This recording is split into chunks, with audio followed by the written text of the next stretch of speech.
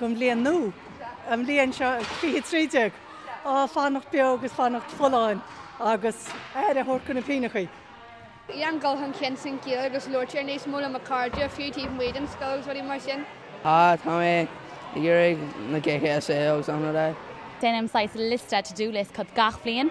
So Mlína chun a bheith Tásúlagam tá chuna bheith níos pórteach sa chultúr. Tá taréis teacht ó bhfuil cúpla láhain bhíos ag cruinú AGM de Pell Common Pell Naomh-Bríd agus tá a taréis bheith annathe mar ifig a chultúrtha don cuman, so tá chun sin an tús an bblion nua chun níos mó pórteach a bheith sa chultúr. Tásúlagam, cíimiid. Níos mó géala go Lord Sáile. Tá lorm gach denna a hairlach géala ach líam lorma sé lena céala, so beidir sinna anna nó. Beidir go mé a géirí níos luúr maidin sin cinháin a dhéanam mé éireacht a dhéanú ach tíúfmuid gur thuchas an táim.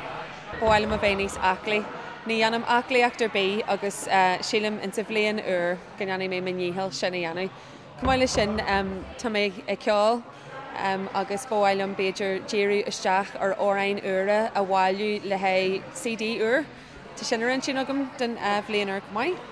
Agus beidir a bhád níos mó a chaithú ag buin sult as an saoil agus ag gaiire agus rudí mar sin mar bhí coppla blion strasfuir agam agus bháilm bheith ar mascéiste den bhlianar. Gary níos far go mata? Ja, get am hana chaú agus níos luíthe agus níos mó rathaíachta dhéana istáithe. Ní mínta mai ag deanú resolutions derm sa lom híon deanna mé rún gan rúna dhéanú den bblianar.